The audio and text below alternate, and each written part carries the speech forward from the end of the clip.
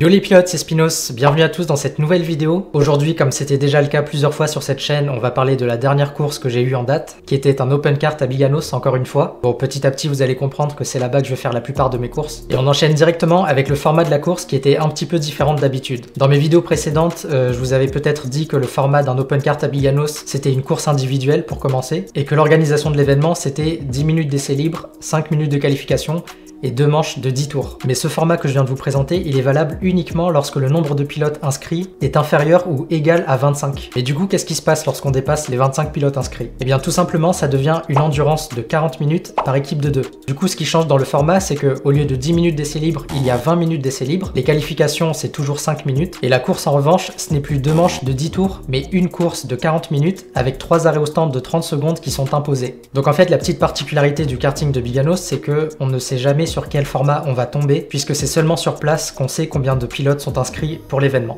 Du coup, la course dont je suis en train de vous parler était une endurance de 40 minutes par équipe de 2. Ce jour-là, il y avait 23 karts en piste. Je vous laisse faire le calcul mental pour savoir combien de pilotes il y avait. Et pour cette course, je serai en binôme avec Diego.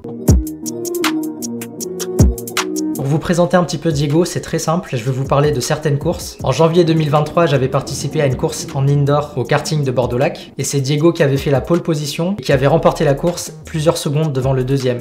Un an plus tard, en janvier 2024, j'ai refait la même course. D'ailleurs, la vidéo est disponible sur ma chaîne si ça vous intéresse. C'est encore Diego qui avait fait la pole position 2 dixièmes devant moi et qui avait remporté la course avec plusieurs secondes d'avance sur le deuxième. Et le mois dernier, lorsque j'avais participé à un open kart où j'avais perdu ma GoPro, c'est encore une fois Diego qui avait fait la pole position un peu plus d'1 dixième devant moi et il aurait très bien pu remporter la course, mais il a été victime de quelques malchances. Bref, là où je veux en venir, c'est que Diego, c'est quelqu'un de naturellement rapide et j'ai vraiment de la chance de faire équipe avec lui pour cette endurance de 40 minutes. Avant de commencer, lui et moi, on parle un petit peu stratégie, puisque comme je vous l'ai dit, pendant la course de 40 minutes, il y a 3 arrêts au stand qui sont imposés, mais on parle également stratégie pour les essais libres et les qualifications. Ce que je vous ai dit, c'est qu'il y avait 20 minutes d'essais libres et 5 minutes de qualification, mais en réalité, les essais libres sont enchaînés directement par les qualifications avec aucune pause entre les deux. Ce qui fait que même si on parle d'essais libres et de qualification, c'est bien une seule et unique séance de 25 minutes. Et le petit détail, c'est que lorsque les 5 minutes de qualification ont commencé, on n'a plus le droit de passer au stand pour changer de pilote. En gros, ça veut dire qu'avant le début des qualifications, vous devez savoir lequel d'entre vous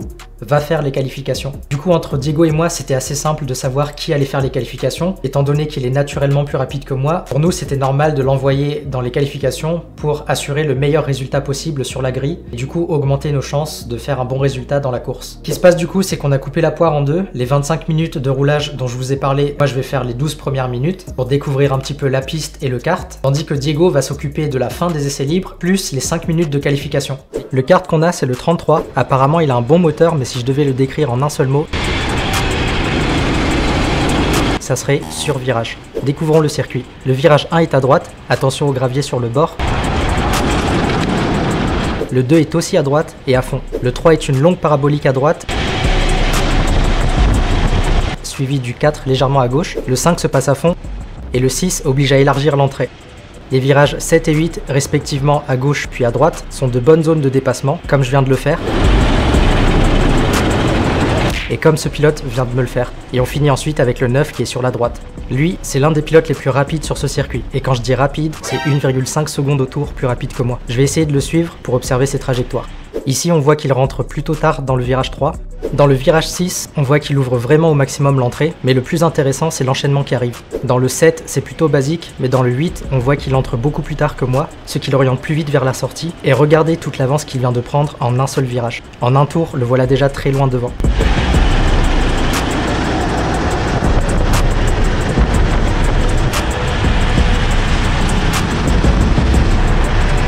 J'essaye encore de m'acclimater à ce kart qui a du survirage. En soi, le survirage n'est pas vraiment un défaut, car ça dépend du style de pilotage de chacun. Le survirage aide dans la rotation, mais à condition de savoir bien doser l'accélérateur pour réussir à récupérer la dérive en sortie de virage. Personnellement, je suis pas à l'aise avec ça, je préfère au contraire que l'arrière soit scotché au sol et doser la rotation plutôt avec l'angle du volant.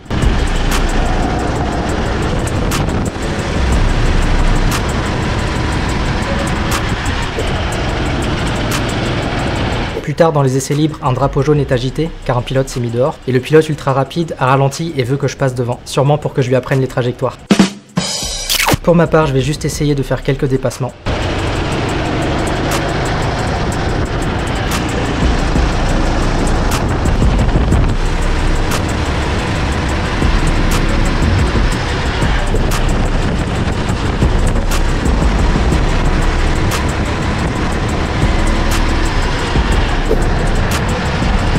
En à peine 2 tours, je me fais déjà rattraper et cette fois-ci il me fait signe de le suivre. Je suis pas sûr que je vais tenir longtemps, mais je vais essayer.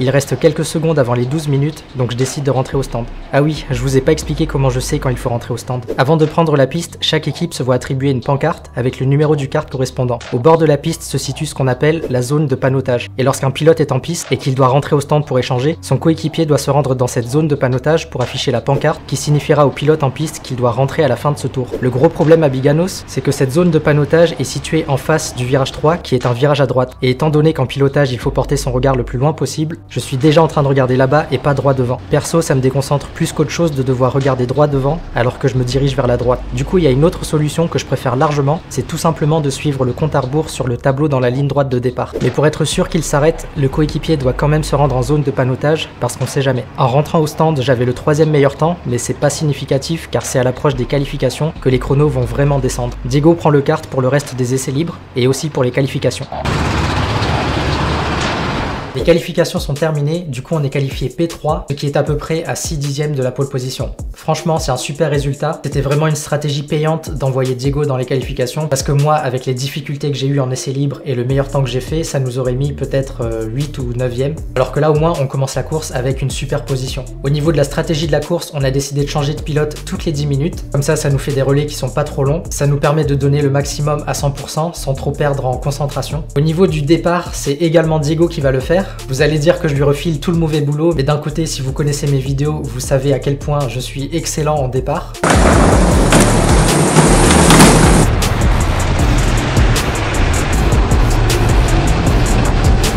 Donc voilà, là aussi, comme pour les qualifications, c'était évident que c'était mieux d'envoyer Diego puisque ça aurait été dommage de perdre dès le départ cette P3 à cause de mes lacunes en défense. Du coup, Diego s'occupera du premier et du 3e relais, tandis que moi, je ferai le 2e et le 4e relais de la course. Le départ, c'est un tiplement et on se retrouve tout de suite en piste pour voir les rushs.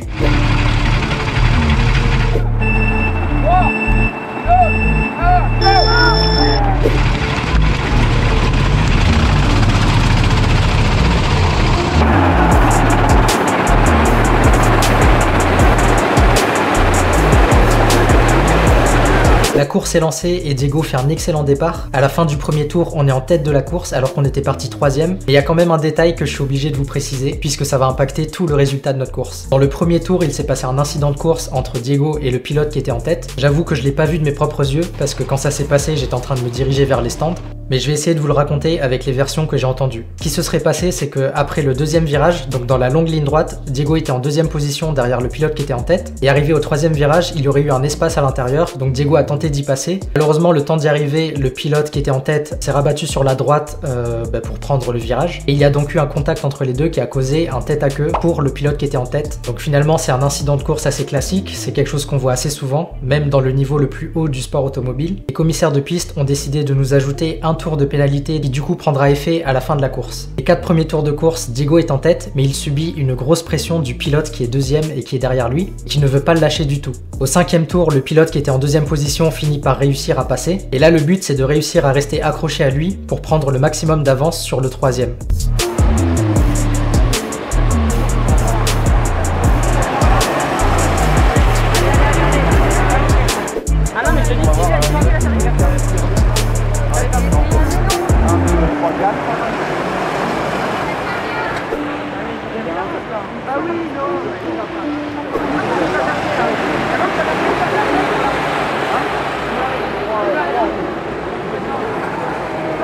Pendant ce temps, moi de mon côté, je me prépare à prendre le kart pour le deuxième relais. Je commence à m'équiper. Après un premier relais très rapide et super intense, Diego rentre au stand et j'étais même à 2 doigts de le rater. Voyant que la fin du relais de Diego approche, je m'équipe, puis je me rends en zone de panotage. Et avant même que j'ai le temps de panoter, Run.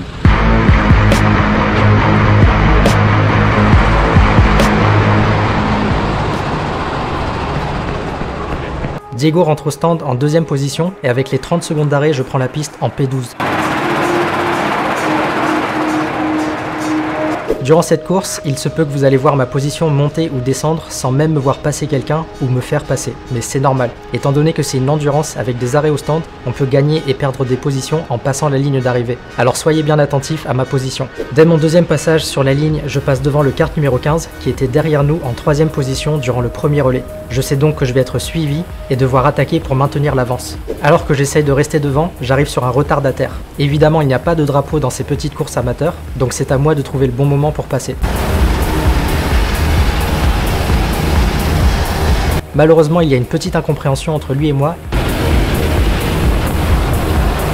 Et maintenant, c'est trop tard. On est parti pour batailler.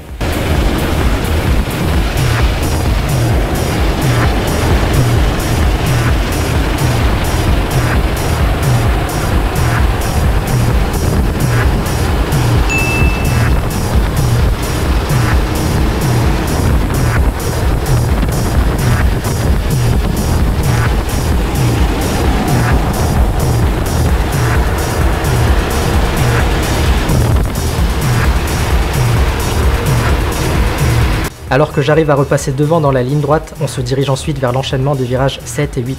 Dans le 7, je me décale un peu à l'intérieur pour le dissuader de plonger. Et je n'ai même pas le temps de me décaler pour le 8 que le pilote derrière a déjà réussi à se faufiler. C'était bien joué.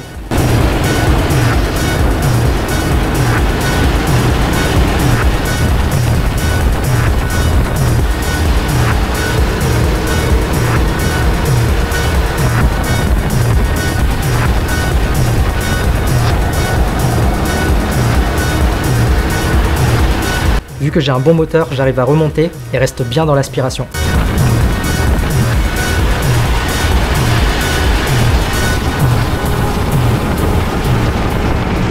Cette fois-ci, c'est pas passé dans la ligne droite, et alors que je m'y attendais pas du tout,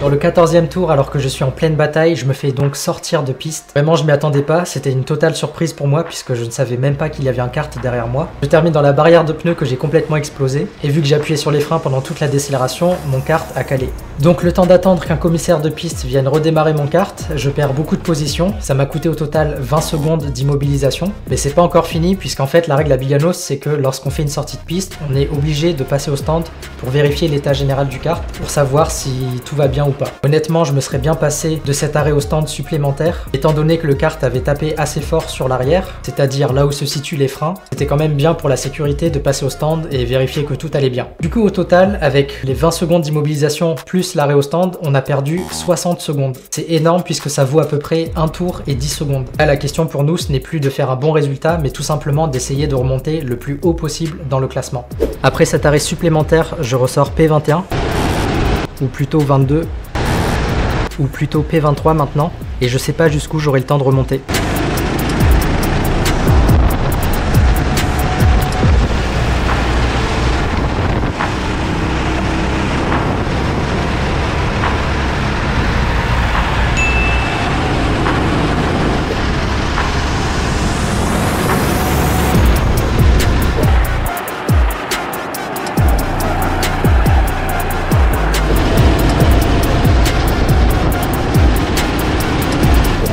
Le kart devant a un tour d'avance sur moi, donc je gagne pas de position en passant devant lui, mais je me dédouble.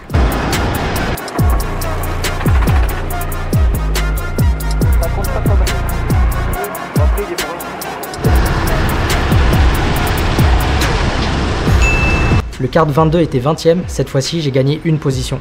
Au 17e tour, je passe devant deux karts arrêtés au stand, je suis 18e. Et au 18e tour, c'est la fin de mon relais. Je rentre au stand assez frustré en 18e position et laisse la place à Diego pour le 3e relais. Donc à la fin de ce deuxième relais qui était désastreux, je rentre au stand en 18e position. Le temps qu'on s'arrête, on perd 2 positions et Diego reprend donc la piste en P20. J'ai une petite explication avec le pilote qui m'a sorti. Et du coup, il essaye de m'expliquer un petit peu ce qui s'est passé. Ce qui se serait passé, c'est que le pilote du kart numéro 15 et moi, on était en pleine bataille, ce qui faisait que le pilote du kart numéro 11, donc celui qui m'a sorti, était en train de remonter sur nous. Et pour signaler qu'il était derrière moi, il voulait mettre un petit coup de pare-choc sur l'arrière de mon kart. En karting, c'est quelque chose qui se fait assez souvent, c'est pour signaler à la personne devant qu'on est là, et aussi un peu un moyen de faire pression sur la personne devant. Et le problème, ce n'est pas d'avoir mis un coup sur le pare-choc, c'est l'endroit où il a décidé de le faire. Comme je vous l'ai dit, depuis le début des essais libres, l'arrière du kart qu'on a tiré au sort est très instable, ce qui fait qu'en arrivant dans le virage 5, toute la charge du kart était sur le pneu avant droit, l'arrière gauche était donc très léger à ce moment-là. Et c'est justement sur cette partie du kart que le pilote derrière a décidé de me toucher et ça m'a fait partir tout simplement en tête à queue.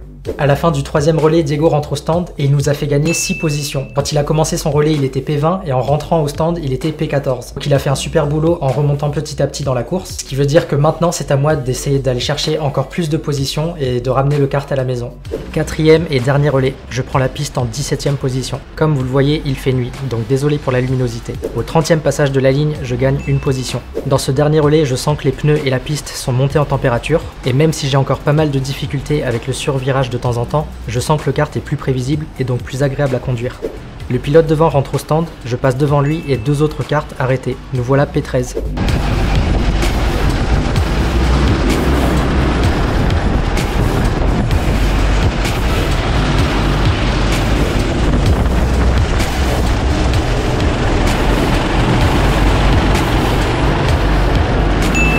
Après ce dépassement et le 32e passage de la ligne, voilà encore 2 positions de gagnées.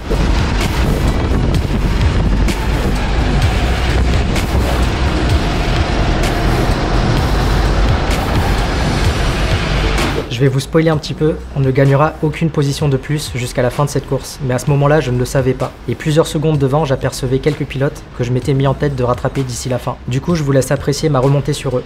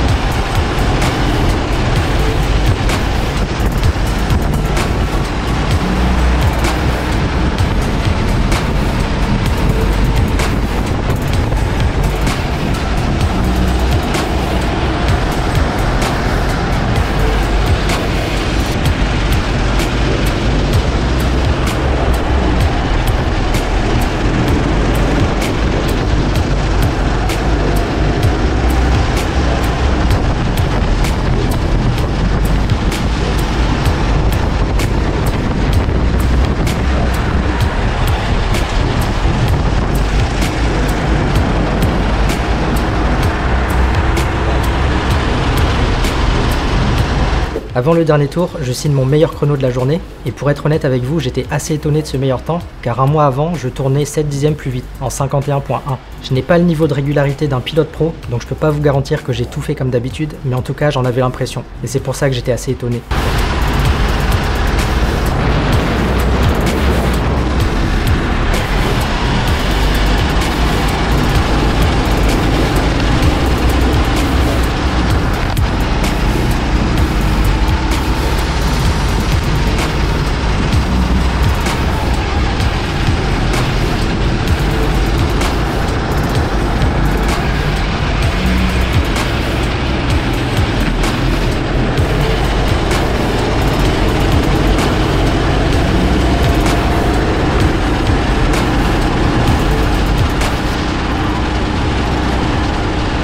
Dans le dernier tour, dans le virage 3, une bosse sur la piste m'envoie presque dans les pneus.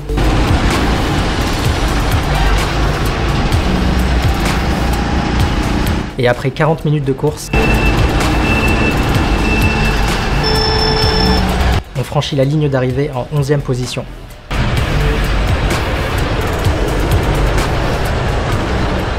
Donc du coup, c'est la fin des 40 minutes. Physiquement, on a franchi la ligne d'arrivée en 11e position, mais comme vous le savez, on a pris un tour de pénalité, qui nous a donc déclassé à la 15e position. Évidemment, c'est un résultat qui nous déçoit beaucoup, puisque vu notre position dans les qualifications et le début de la course, on avait largement le rythme pour prétendre à un bien meilleur résultat. En tout cas, merci beaucoup à Diego d'avoir fait équipe avec moi, d'avoir donné son maximum pendant tout l'open kart. J'espère qu'à l'avenir, si on a l'occasion de faire équipe à nouveau, lui et moi, on signera enfin le résultat qu'on mérite. Cette fois-ci, j'espère bien qu'on se fera pas sortir de piste, ou alors qu'on ne sortira personne de piste pour éviter les pénalités. Et même si rien ne le garantit, je suis sûr qu'un jour, tout se passera bien du début à la fin, et que je pourrai enfin vous annoncer que j'ai fait un bon résultat. C'est tout ce que j'avais à dire sur cette open kart, j'espère que la vidéo vous a plu. N'hésitez pas à vous abonner à la chaîne pour ne pas rater les prochaines vidéos, et à vous abonner à mon Instagram pour savoir quand sera ma prochaine course. Et moi je vous retrouverai dans une prochaine vidéo. À bientôt!